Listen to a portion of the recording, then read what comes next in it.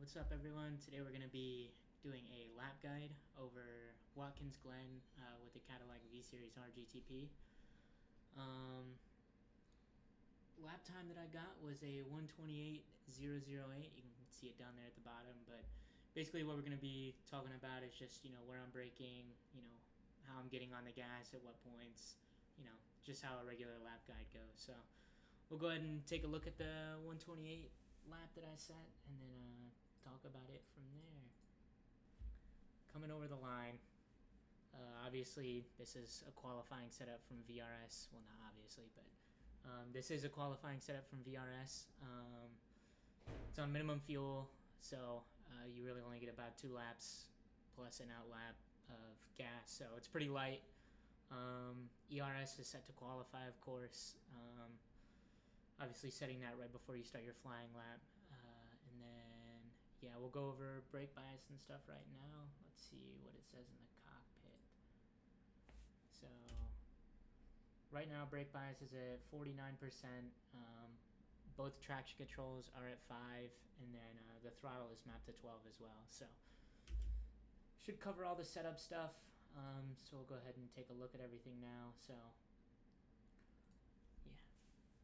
Coming over the line to turn 1, you can kind of see it right here, but we're braking basically. It's kind of like a feel thing, but you have the 200 meter board here for reference. You're going to use that, but you're not going to brake once you pass it, if that makes sense. So we'll go ahead and play it. So we'll go back a little bit here, so you can kind of see I start hitting the brakes right at around like 230 meters, and then how do I go slow motion?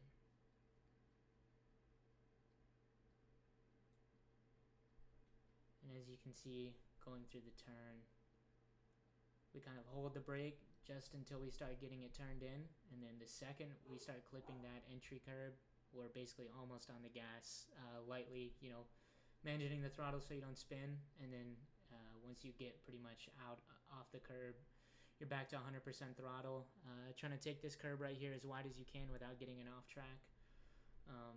And then, yeah, going through this next section, you're going to try to ride out this curbing right here as far as you can, just keeping that exit that you got out of turn 1 as straight as possible. That way you're not losing, millionths of a second turning and scrubbing off speed and whatnot. So we'll go ahead and continue with the lap.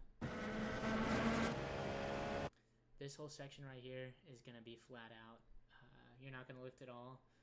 Just watch the line I take. I kind of just hug the curbing on the entry right here, and then as well as going up the hill.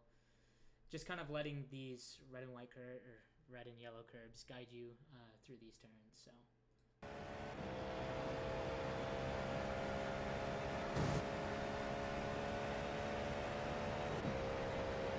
Then obviously once you get to here, just again keeping the wheel as straight as possible, not scrubbing off any speed, and then trying to get as far left as you can without hitting the grass to get ready for the bus stop.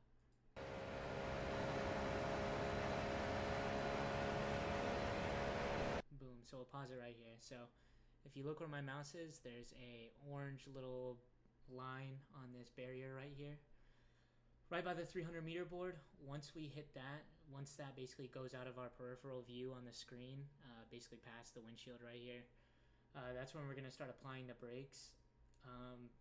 Not too much brake, because obviously you're turning in pretty hard here, so you don't want to lock them up. So we'll go ahead and watch how I take it. So you go past there, you can see the brakes come on right up to about like 70% brake, and then obviously slowly releasing as we turn it in. And then by the time we try to get it, of course, as close to this right barrier on the turn in as possible. And then once you've pretty much gotten past that barrier, you're off the brakes entirely, letting the car settle. And then whenever you start turning left again, I kind of goosed the throttle here, which kind of pushed me a little bit wide, so I had to lift off the throttle right here a little bit, as you can see on the telemetry.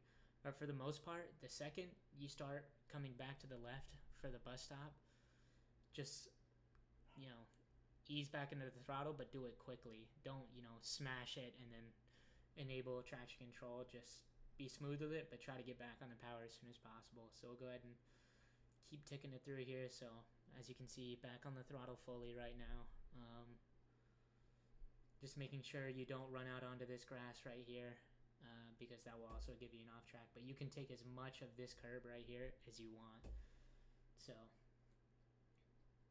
shit, wrong button. And then this turn right here is a little weird. You don't want to immediately go straight to this curb right here. You kind of want to take like an arcing entry following like basically these tire marks in a sense. So we'll go ahead and slowly go through it. So I'm off the throttle right now, giving it a little bit of brake to get that weight towards the front, to get a little bit more grip on those front tires, to get it turned in. And then once we're off the brakes, I'm blipping the throttle right there a little bit, just trying to get this thing to cooperate. And then you're going to want to aim for cutting back onto this curb right here. So taking a bit of a later entry, and then you're going to kind of follow this curb as much as you can. And don't freak out whenever you further on in this turn, you'll see it, but you'll start running wide. You just have to stay pinned to the floor and trust that the car will just keep going right. We'll look at that right now. So back on the throttle 100% right now. And as you can see, it's slowly starting to push us off this curb. Don't lift. This is perfectly fine. Don't panic whenever you see you getting close to this wall. Just stay in it. Trust in the car. You're going to run out to here. Again, no off track right here. Even though you go past the line, you basically have all this concrete right here. Just don't touch this grass. So we'll keep going. And then boom. So like I said, don't hit this grass right here on the exit, because that will give you an off track. So try to get it back within the lines as soon as possible once you get through that turn. And then for braking into the next turn, we're looking for this. It's kind of blocked by my overlay right here on the right, but this red modal board on the right side, once we get past that, so as you can see, it's out of my windshield now. Brakes are starting to come on, and we're braking up to about 80% brake. And then obviously once we lose majority of the speed, we're going down to fourth gear here, because I've noticed when you go down to third, you tend to get a little bit more wheel spin on exit, a little bit more oversteer. So if you keep it in fourth gear, the exit is a lot more stable, because it takes a little bit longer for the power to come in since you're in a higher gear. So going through the turn, again, kind of the same case as the last turn. You're going to want to take a little bit of a later entry. So I'm off the brakes, trail braking just a little bit, and then slowly back into the power. And what you're aiming for is, once it basically starts, the end of the turn is coming up, you're going to want to ride along that curb. Get as close to it as you can. Obviously, don't get too much on it, because it could unsettle the car, and then you end up washing wide into this wall right here. So once you nail that, it should wash you out to... It's okay if you don't hit this curb on exit. That's perfectly fine. But I did go a little bit wider here, because I got on the power a little bit sooner, and I hit the curb just a little bit. If you hit the end of it right here, it'll really, really upset the car. And because then you bounce back over this bit right here, and then next thing you know, you're loose and spinning down this straightaway right here. So coming off the exit, full throttle. But we're going to be looking for the 200 meter board here, and once that disappears off my windshield is basically when I'm hitting the brake. So as you can see, 200 meter board right there, no brake. The second it's out of my windshield, I'm on it. Obviously don't do what I did and overlap the gas and the brakes. I was just really pushing here, trying to get a really quick lap. So you get into like a flow state. But yeah, so continuing on, almost up to 90% brake. You're going to want to try to bleed off as much of the speed as you can. And this corner, trail braking is really, really important, because you want to try to get it rotated in as much as you possibly can. Same case as the last turn, a little bit of a later entry. That way you can get a bit of a straighter exit and get this power applied sooner, since this is kind of like an uphill, not level turn. So it makes it a little bit harder to get the power down. So we'll go ahead and take a look. So right about here, you're aiming again, like I said, for a later entry. The second you get on this curb is basically when you're going to want to start aiming to go full throttle. So I know right now I'm not on it, but the second I come off of it, I'm pretty much right back to full throttle. And there's a lovely patch of asphalt right here that you can wash all the way out to. I take that every single time. Try to take as much track as you can. So a little bit of oversteer there. Nothing too crazy though. And then yeah, ride this wide patch right here as wide as you can without touching the grass. It will be a lifesaver. It allows you to get on the throttle much sooner. You can go out a little bit wider than the white lines. Again, no off track here, and we'll go ahead and get into the next turn. So for here, second board is going to be your marker here. So go ahead and slow it down. So again, another case of once it gets past this column right here is when you're going to start hitting the brakes. Maybe a little bit past it, depending on how confident you are in your brake foot. But what I use is just getting past the second board right here. So second we're past it, I'm almost up to 100% braking.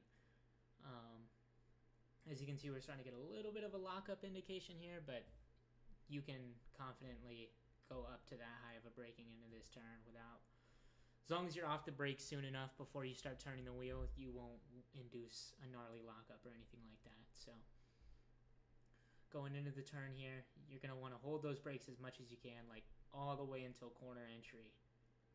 And the second you hit this curb, I'm off of it, as you can see right here, starting to put the gas on. Really try to get that car rotated, that way you don't wash out too wide into this area. I don't know where the off-track limits are for out here. I assume it's very, very wide because you can go completely off this curb right here, as we're about to see, without getting one. Another awkward corner for getting back on the power, but the second you're clear of that entry curb, you're pretty good to get back on the power. Just be ready to do some steering corrections as needed to try to keep the car as straight as possible, but also turning. You can wash all the way out to here, completely off this white paint, completely off the curb, past the lines. But same case as that super wide turn after the bus stop. Try to get it back on track before this grass right here. You can go over a little bit, but don't try to push your luck and take a lot of it, because again, it can also upset the car a little bit and cause you to spin. Doing that. I don't really have a braking point for this turn. I guess my best indication is, if you can see it, there's like a little messed up patch of concrete right here, and the shade on this asphalt is a little bit lighter than the rest. I kind of use that as my reference. But once we hit that, we of course get off the gas, onto the brakes, not going up to max braking here, because there's no camber to this turn, so you're coming up a hill. It's a little bit harder to be on the brakes. This car tends to depending on how you have your brake bias set, of course, but if you run a little too deep and you start pressing the brakes a little too much coming in here on entry, the car's tail end will spin around. No questions asked. It's pretty easy to do. I myself am guilty of it. So just being careful with the brakes here, trying to get it turned into this curb as soon as possible. You're going to be trying to go for just middle entry to the curb, I guess is the best way to say it. Riding it as much as you can, so to speak. Easy on the throttle. Traction control will be your lifesaver here as long as you're managing the throttle. We'll go back a little bit. So as you can see, I'm really, really itching to get full throttle right here. But if you go full throttle right here, you will 100% spin. So right up to about 65-70% is the sweet spot for exit here. And then the second, your wheel is pretty much straight. Doing some corrections here, but the second you're pretty much straight and the wheel is no longer turned, you're good to get back on full throttle. This curb is also good, but do not let your rear wheels go past it, because again, whenever you cross back over it to get back on track, it's like it meets it like a V. So whenever you do that, it's going to unsettle the car again, and then you'll spin and then hit this right wall right here. So coming to this turn right here, should be flat out. Turn-in point, I use basically just when I get close to the 100-meter board right here, don't lift at all, stay pinned, and you're just going to want to try to get this thing turned as much as possible. No brake while staying pedal to the floor. Car should hold, depending on your setup, of course. That's a big factor here, but with the VRS setup, you can ride it out pretty wide here. And then for this final turn, for my braking point, I use once this blue tire barrier right here. Once we get past it, it's no longer like it's past this column right here, is when I hit the brakes. I don't brake hard or anything. I just put it down to 4th gear, about 50% brake for a little bit. Go down to 4th, hold the brakes a little bit, and then immediately, like for the most part, getting on the power as soon as you can. And then, yeah, so 100% throttle right now. And you're going to want to get as close to this wall as you can, because it's all about a good exit here. That way you can carry this momentum onto the straight and you don't lose too much time going down the straightaway. And then that basically does it for the lap overview. So as you can see, 128.008. I'm really trying to get a 127. I'm still learning. I know this isn't a perfect lap by any means. But this is the fastest I've set so far. I'm just in an office chair, as you can see, with a wheel holder on a wheel stand with a CSL DD. Nothing fancy. So it is possible for us. But yeah, if I manage to get into the 27s, I'm definitely going to upload another video with like telemetry to show how I did it. But if you guys have any feedback for this lap or anything, feel free to let me know. I'm still learning. I've been on iRacing since November, so this is all still new to me. But really excited about the Watkins Glen, and yeah, feel free to like, subscribe. Again, comment any feedback you've got, and yeah, that's it. I'll leave you guys with a interior view of the hot lap with no commentary or anything like that. So you guys just take it easy.